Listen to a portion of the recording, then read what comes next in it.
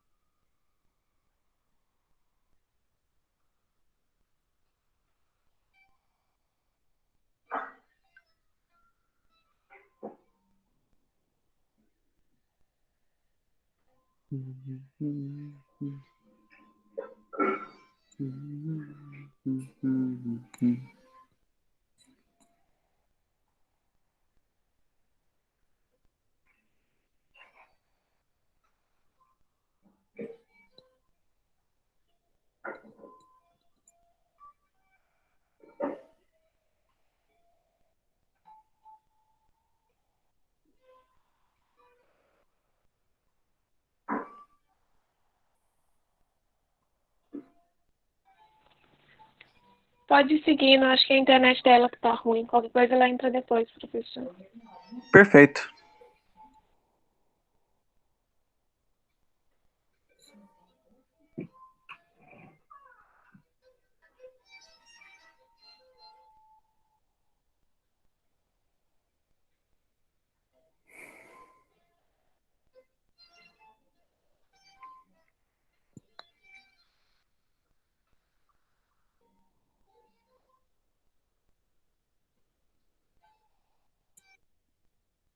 Vamos lá, gente.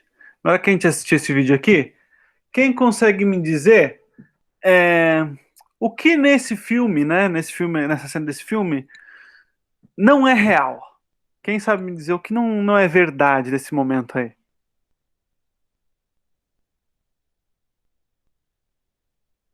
Vamos, gente.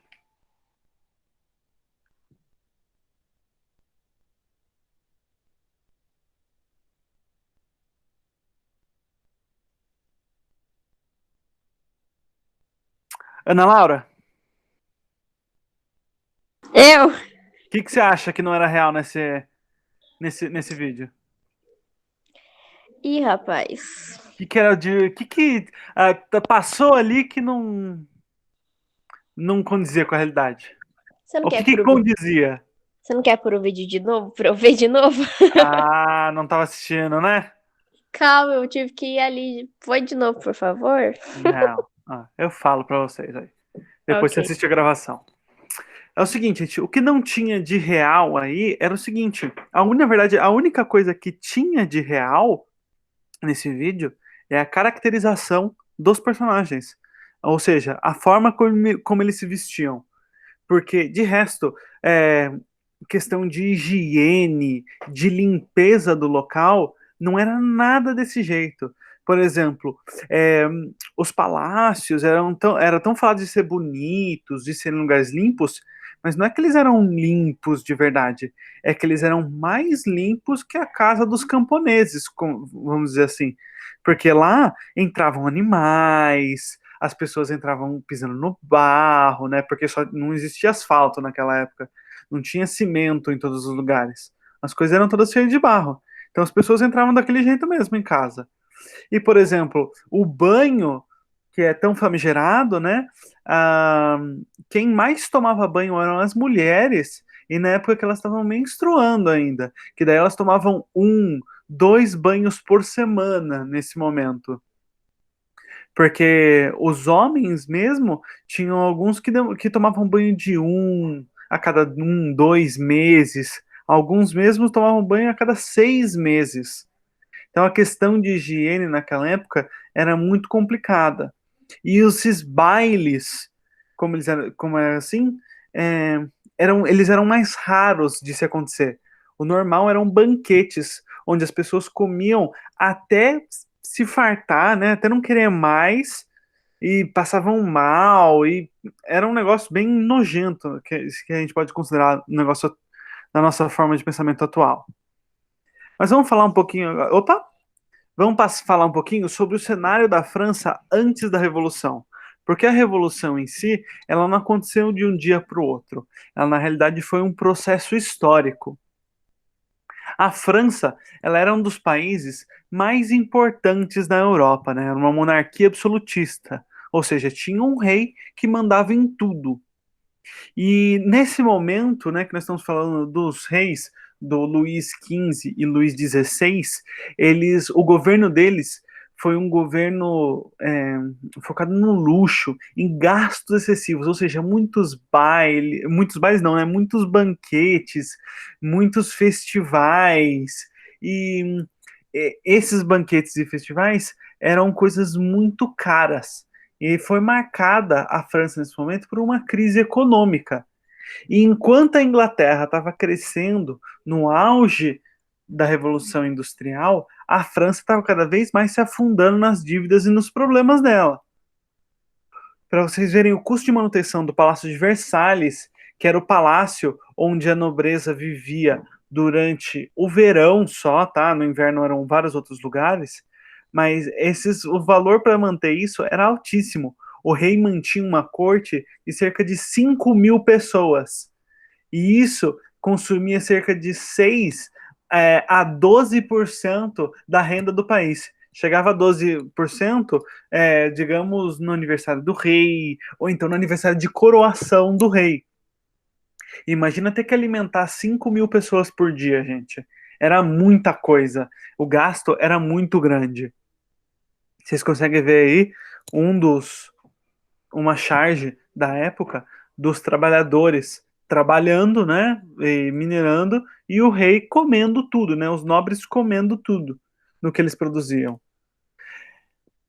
Mas quando a gente vai falar sobre a sociedade francesa na época, a gente está falando de uma sociedade com forte opressão e desigualdade, né? Na organização social desse antigo regime deles, né, nós temos o primeiro estado, que é o clero, o segundo estado, que é o rei e a nobreza, e o terceiro estado, que é o povo. O primeiro e o segundo estado, eles são classes privilegiadas. Porque, por exemplo, eles não pagavam imposto.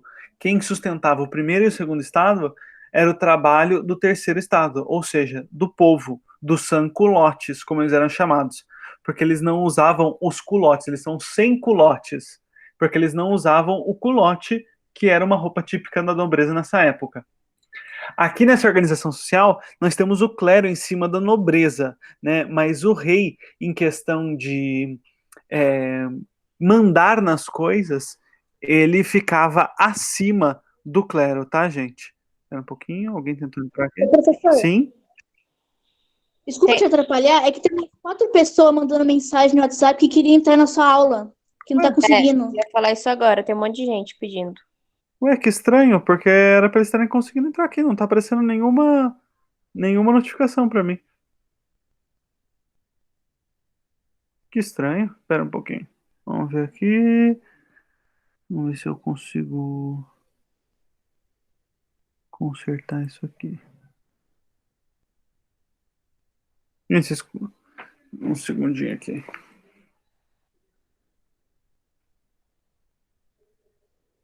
Um segundinho, gente.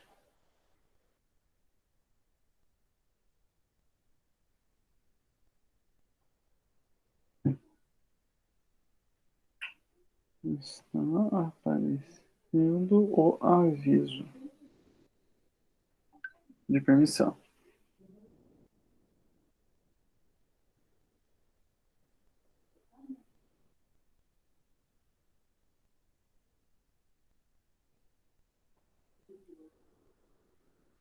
Vamos ver se eles vão conseguir entrar agora aqui. Tem que aparecer o avisinho para mim aqui. Se não aparecer o aviso, não tem como.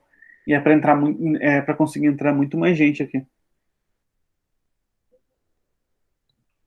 Porque eu tô usando. Vocês estão utilizando o e-mail pessoal de vocês, gente? Aham, eu tô usando Sim. o pessoal. Então tá certo. Sim. Tá certo isso aqui mesmo. Ó.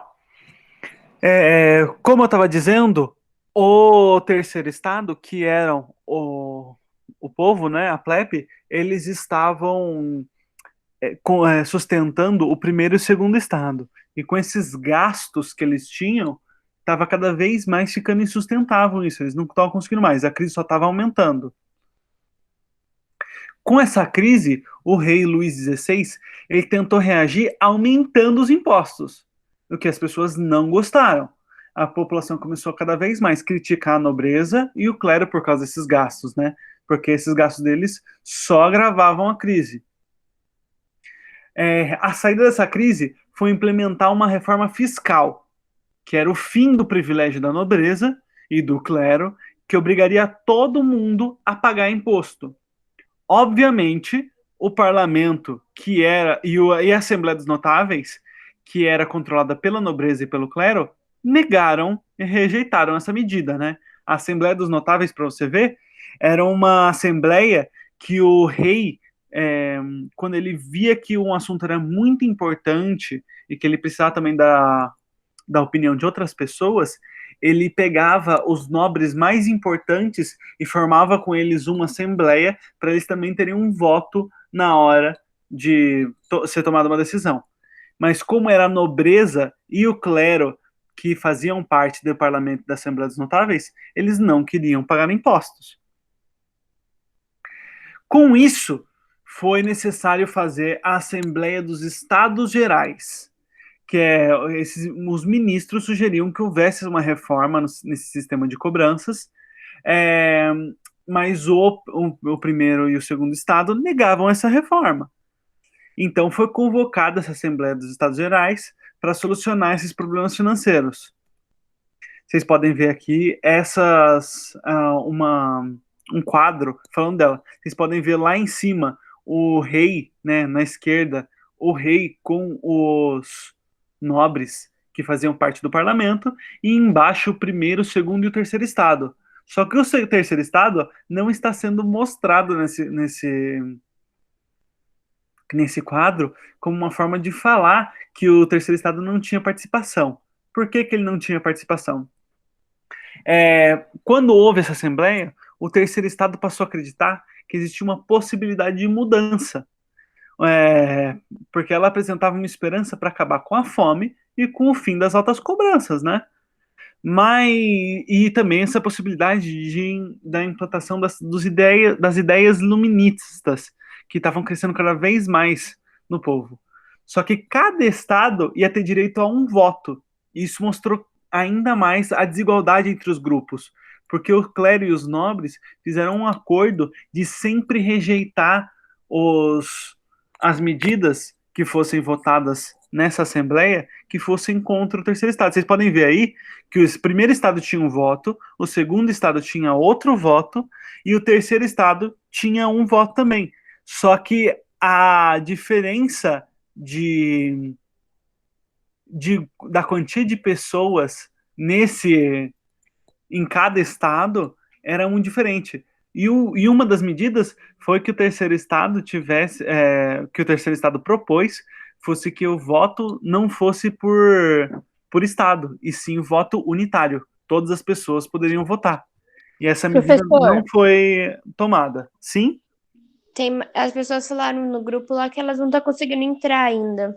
Rafa, a Carol, a Rose. Calma aí um segundinho.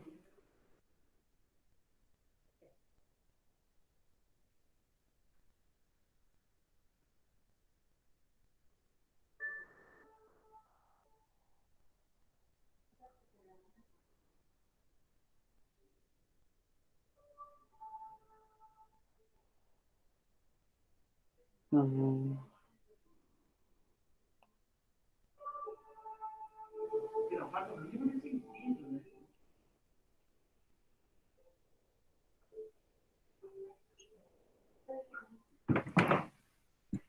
Pronto, gente, resolvido.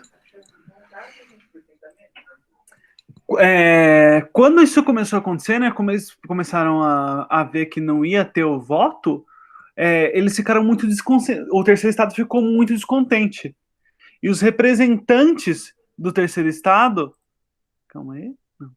Os representantes do terceiro estado simplesmente saíram do salão que eles estavam e foram para uma sala do lado.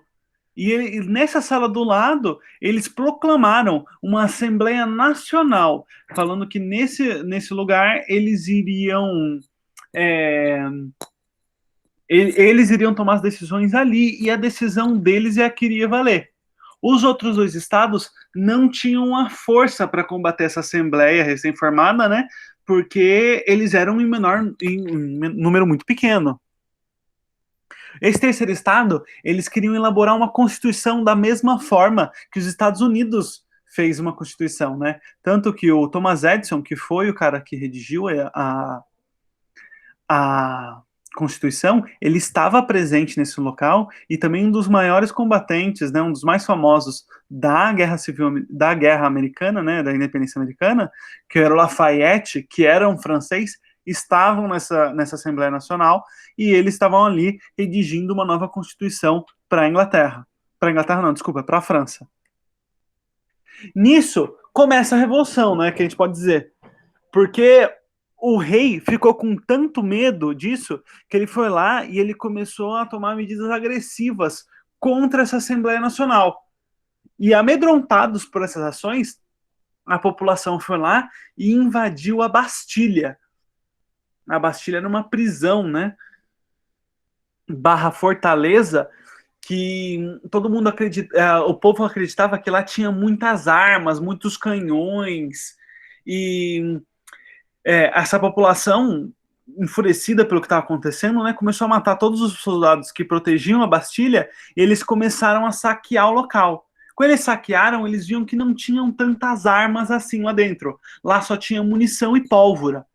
Então eles começaram a saquear a cidade e os quartéis da cidade para conseguir armar essas pessoas que tinham se levantado. E eles começaram também, enquanto eles saíram pelas ruas, eles começaram a matar a nobreza que eles conseguiam encontrar, para também conseguir armas e também agora dinheiro para continuar fazendo a revolução, né? E a tomada da Bastilha em 1789 tornou o símbolo da Revolução Francesa, porque ela demonstrava a revolta popular contra o absolutismo e a representação da tomada do poder pelo povo, né? Tipo, o povo tomando o poder da mão do rei. E a Bastilha era uma fortaleza de presos políticos. E invadir ela significava quebrar a figura absolutista do rei, porque queria dizer que você estava libertando os políticos que o rei, as pessoas que tinham ideia contra o rei, e tentando colocar eles no poder também. Aqui nós temos um dos quadros, né, que é a queda da Bastilha foi o momento em que mais teve quadro pintado durante falando sobre a Revolução Francesa, né? E temendo pela vida deles, os nobres passaram a fugir dos grandes centros, né, de Paris, das grandes cidades. Eles começaram a ir ou para outros países, porque muitos tinham família na Inglaterra, na Espanha e em Portugal, ou então iam simplesmente para casas de campo, mais afastadas dos grandes centros populacionais da França, né? E esse período ficou conhecido como o Grande Medo, mas era o grande medo da nobreza, porque o povo, a gente pode dizer que eles estavam muito felizes com o que estava acontecendo, porque eles queriam que aquilo acontecesse. Eles queriam que aquele povo privilegiado começasse a fugir e agora eles que mandavam. Agora, nós vamos fazer um exercício. Aqui, o início da Revolução Francesa tem como um marco simbólico quando começou, o símbolo do começo da Revolução Francesa. Respondam aí no caderno de vocês que eu vou botar uma musiquinha pra gente.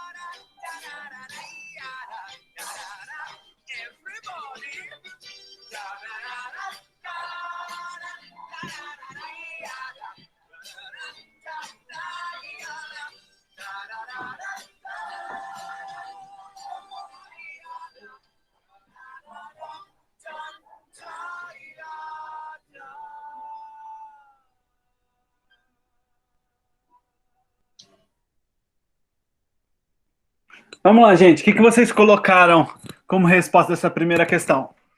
O início da Revolução Francesa tem como marco simbólico. Qual a opção? Eu coloquei A. Também coloquei A, Eu professor. também coloquei A. E vocês estão corretíssimos. A queda da Bastilha foi o marco do início da Revolução Francesa, que a gente começa a dizer, e do processo que a gente conhece como Revolução Francesa, porque foi quando eles começaram a tomar medidas armadas e liberaram os presos políticos do rei, né, os inimigos políticos do rei, da Bastilha. Agora, a segunda questão, gente. Na Revolução Francesa, foi uma das principais reivindicações do Terceiro Estado. Qual dessas opções, gente? O que eles estavam querendo reivindicar com a Assembleia Nacional?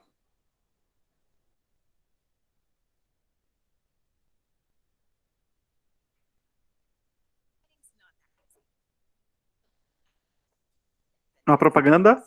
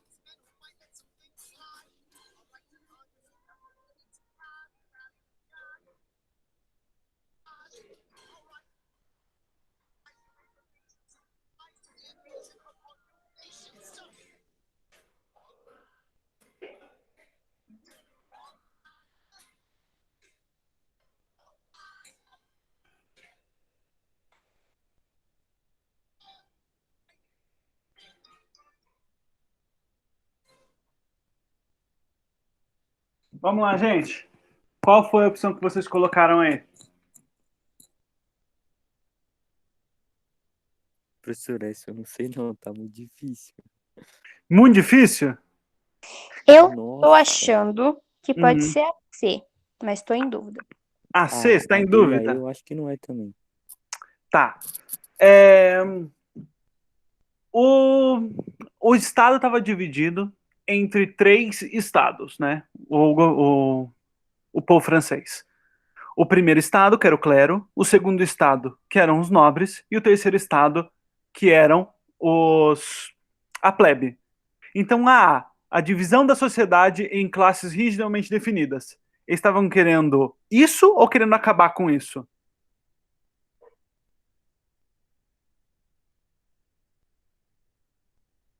Gente?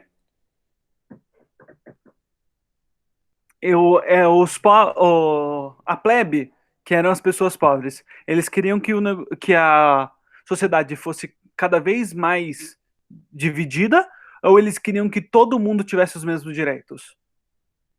Eu acho que todo mundo tivesse os mesmos direitos, né? Sim, porque eles que estavam pagando por todas as coisas que o primeiro e o segundo estado estavam fazendo, né? Ou seja, Professor, todos os gastos deles eram pagos pelo terceiro estado. Sim, pode falar. o terceiro estado era o povo que trabalhava, né? E era a maioria.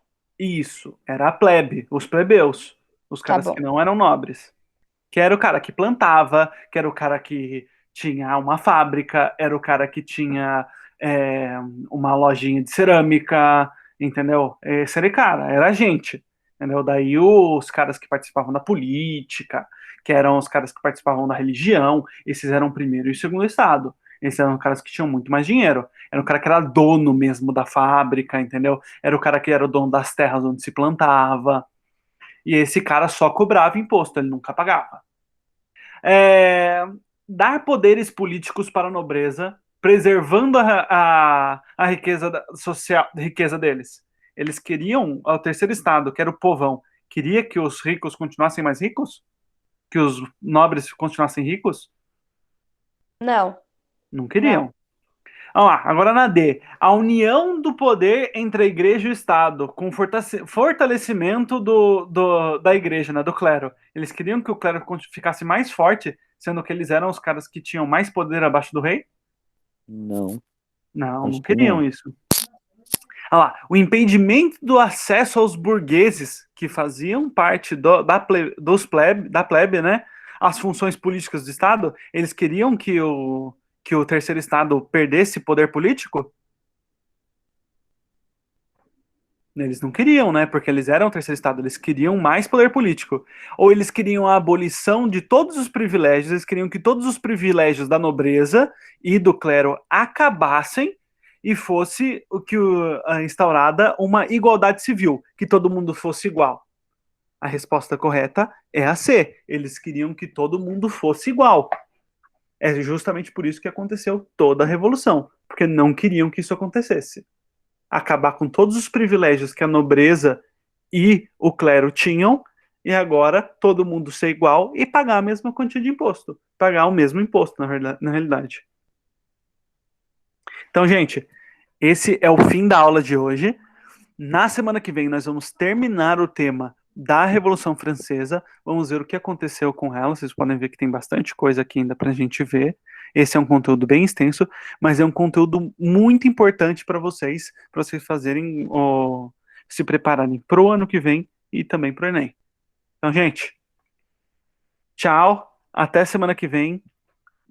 Eu vou colocar essa aula para vocês gravada lá no Classroom, tá, gente? Tchau, tchau. Tchau, professor. Obrigado pela aula. Tchau. Tchau, tchau. Tchau, professor.